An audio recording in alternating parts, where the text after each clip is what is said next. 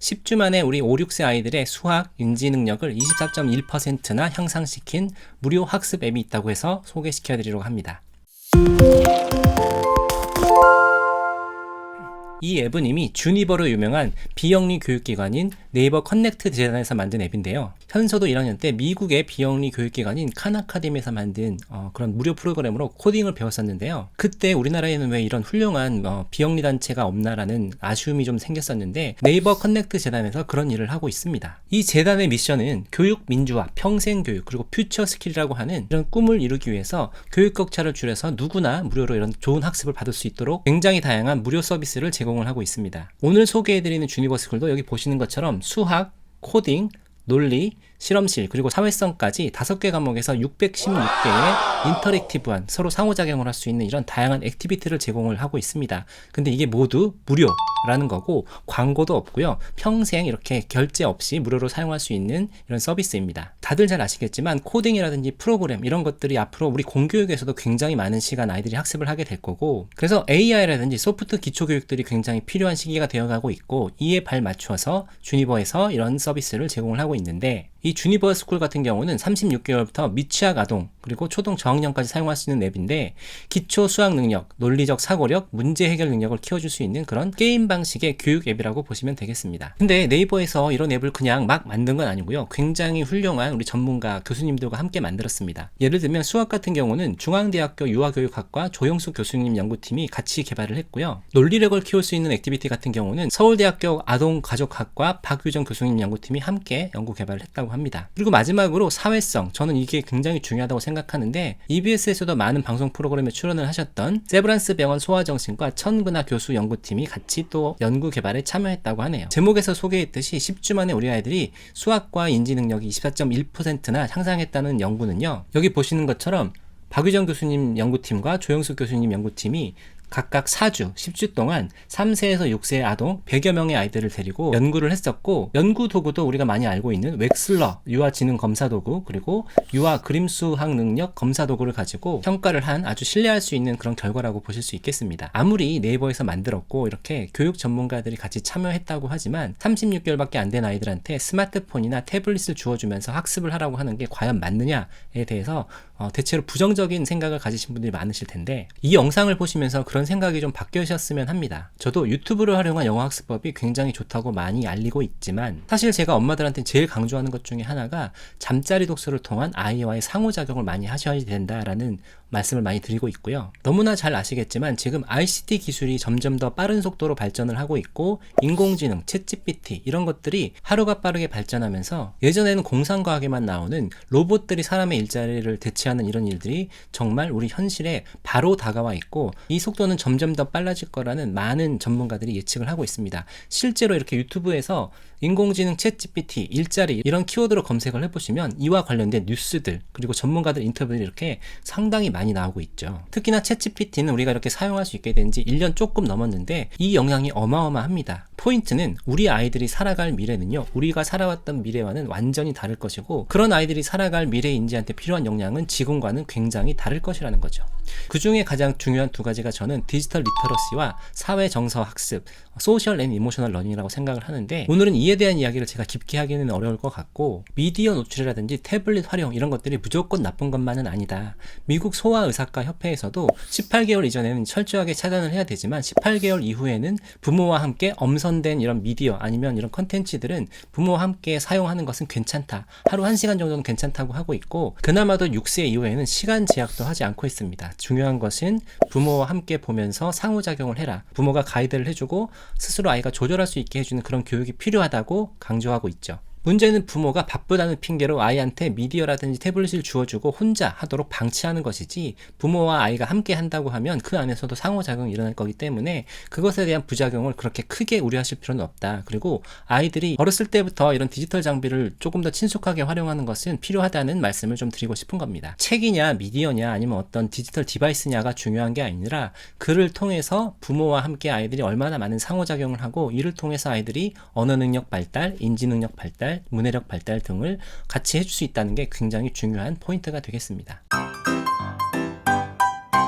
네, 그러면 앱에 대해서 조금 더 구체적으로 설명을 해드리도록 하겠습니다. 주니퍼 스쿨은요, 여기 보시는 것처럼 앱 다운로드는 애플 앱스토어 아니면 구글 플레이 스토어에서 다운로드 받으실 수 있고요. 설치를 하시면 간단한 회원가입과 함께 아이들 계정을 만들어 주시면 됩니다. 그러면 이 5개 과정의 커리큘럼에 대해서 잠깐 살펴보도록 하겠습니다. 이 홈페이지에 보시면 이렇게 커리큘럼이 나와 있는데요. 수학 같은 경우는 총 333개의 컨텐츠가 있다고 합니다. 과정은 크게 이렇게 1단계에 4개 스텝, 그리고 2단계에 이렇게 5개 스텝으로 나눠져 있고, 1단계 스텝 1 같은 경우는 숫자 1부터 5까지 숫자와 친해지는 과정입니다. 그래서 아이들이 숫자를 배우거나 봄, 여름, 가을, 겨울을 설명할 수 있는 이런 액티비티들로 구성이 되어 있습니다. 스텝 2에서는 숫자 10까지 이렇게 익히게 되고 수 모으기, 이렇게 가르기를 배울 수 있는 이런 액티비티들로 구성이 되어 있고요. 스텝 3과 스텝 4에서도 마찬가지로 아이들이 다양한 게임식의 액티비티를 통해서 숫자 50까지 세고 익힐 수 있는 그런 커리큘럼으로 구성이 되어 있습니다. 1단계는 만 3세 그리고 4세 아이들이 대상이었고, 2단계에서는 만 5세 이상 아이들을 대상으로 합니다. 1단계에서는 단순히 숫자를 알고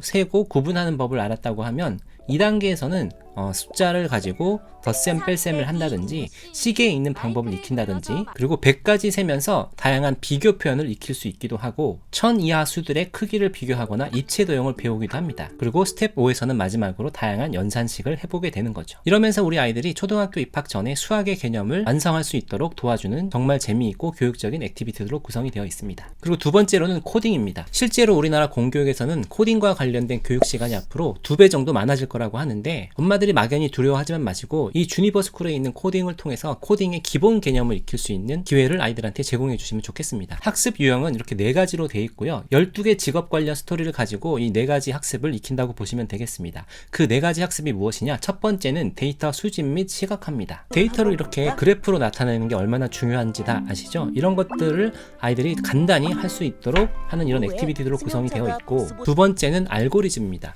알고리즘이 뭔지 아시는 분들도 계시겠지만 좀 헷갈릴 수 있는데, 어떤 프로그램이 동작할 때 그 순서를 순차, 반복, 조건 이 3가지를 바탕으로 해서 이해할 수 있도록 그 원리를 설명하는 거라고 보시면 되겠습니다. 그리고 프로그래밍입니다. 결국 코딩이라고 하는 것은 우리가 어떤 동작을 컴퓨터나 기계한테 시키기 위해서 기계의 언어로 명령을 하는 것을 의미하는데, 거기에 필요한 기본 코딩의 원리들을 이렇게 블록 코딩이라고 하죠. 네, 이렇게 캐릭터들이 어떻게 움직일지에 대해서 아이들이 직접 앞에 있는 알고리즘 같은 방식으로 이렇게 프로그래밍을 직접 해보는 겁니다. 상당히 어려운 수준은 아닐 거기 때문에 우리 아이들이 충분히 할 수 있게, 그리고 쉽고 재미있게 모두가 구성이 되어 있습니다. 그리고 객체 디자인이라고 하는 것은 우리 아이들이 원하는 캐릭터들을 직접 꾸며보고 그려보고 이런 것들을 의미하는데, 다양한 액티비티들이 제공이 되고 있죠. 그리고 인공지능이라고 하는 데서는 다양한 인공지능을 직접 체험해보며 아이들이 원리를 이해할 수 있도록 하는 그런 액티비티들입니다. 그리고 논리에 대해서 설명을 좀 드리겠습니다. 논리라고 하는 것은 결국 사고력과 문제 해결 능력을 기르는 거라고 볼 수 있겠죠. 그리고 주니버 스쿨에서 하는 이 논리라고 하는 것들은 그런 것들을 하기 위해서 필요한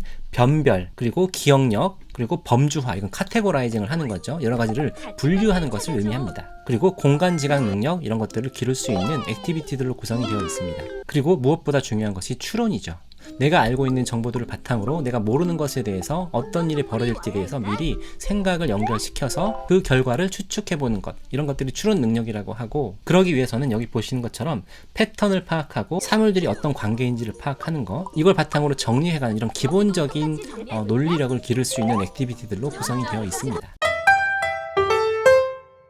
네, 그리고 저는 무엇보다 이 주니버 스쿨이 굉장히 교육 흐름을 잘 파악하고 있다는 게 바로 사회성 교육에 대한 것이 들어있기 때문입니다. 저는 맨체스터 대학교에서 교육공학을 전공을 했고, 그 이후에 미래인재 교육에 대해서 굉장히 관심을 많이 가지고 있는데, 모든 것이 자동화가 될 것으로 예측되는 미래에서 가장 필요한 인재 역량 중에 하나가 바로 사회정서지능이라는 것입니다. 왜냐하면 대부분의 일들이 기계로 대체될 것이고, 기계가 할 수 없는, 그러니까 사람만 할 수 있는 그런 일자리들만 살아남을 거고, 그 중에 가장 중요한 것이 바로 사회정서지능이라는 거죠. 그래서 미국에서도 굉장히 큰 예산을 들여서 이 사회정서지능 학습을 어떻게 할 건지에 대한 연구를 지금도 꾸준히 하고 있고요. 그에 대한 다양한 연구 결과도 많이 나와 있는데, 이 주니버 스쿨에서도 그 사회정서지능을 이렇게 4단계로 나눠서 하고 있습니다. 가장 중요한 것은 자기인식과 자기관리입니다. 나에 대해서 아이들이 알아야 되는 거죠. 내가 어떤 감정을 가지고 있고 내 감정을 어떻게 컨트롤하고 표현하는지, 이런 것들에 대한 훈련이 사실은 굉장히 중요한데 우리가 이게 잘 안 되고 있습니다. 그러니까 너무 당연한 거라고 생각해서 안 되는 것도 있고, 우리가 너무 학습적인 거, 인지적인 능력을 개발하는 데만 어렸을 때부터 너무 집중 집중하다 보니 여기에는 소홀해 있고 사실 미국에서도 크게 다르지 않은 것 같아요. 그래서 이 중요성이 점점 더 커지고 있고요.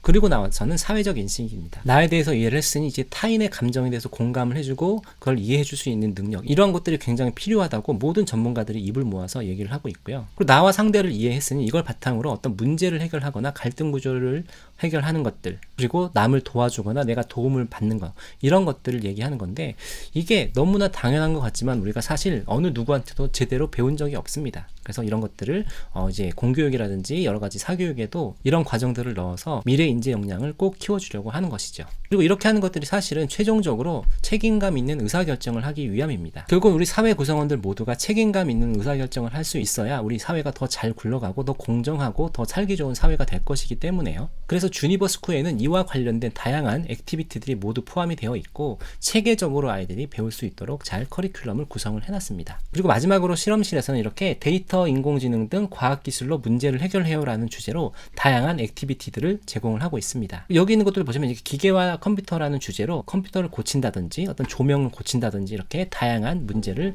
해결할 수 있는 방법들을 아이들한테 연습을 하게 하면서 좀 더 논리적이고 이성적으로 사고를 할 수 있도록 도와주는 이런 액티비티들로 구성이 되어 있죠. 그리고 환경과 에너지, 우주와 항공 같은 우리 아이들이 관심 있어 할 만한 이런 주제들을 활용해서 아이들이 새로운 학습을 할 수 있도록 이렇게 도와주는 이런 액티비티들로 만들어져 있습니다. 이런 게 모두 무료라니 정말 대박 아닌가요? 퀄리티도 정말 어마어마합니다. 그리고 마지막으로 이렇게 홈페이지에 보시면 무료 워크북도 다운로드 받으실 수 있습니다. 1단계, 2단계. 1단계는 3세, 만 3세에서 4세 아이들 대상이고 2단계는 만 5세 이상 아이들을 대상으로 하신다고 보면 되고, 여기에서 이렇게 한 번에 다운로드 받아서 출력할 수 있는 이런 워크북이 무료로 제공되고 있으니 이것도 꼭 다운로드 받아서 아이와 함께 해보시기 바랍니다.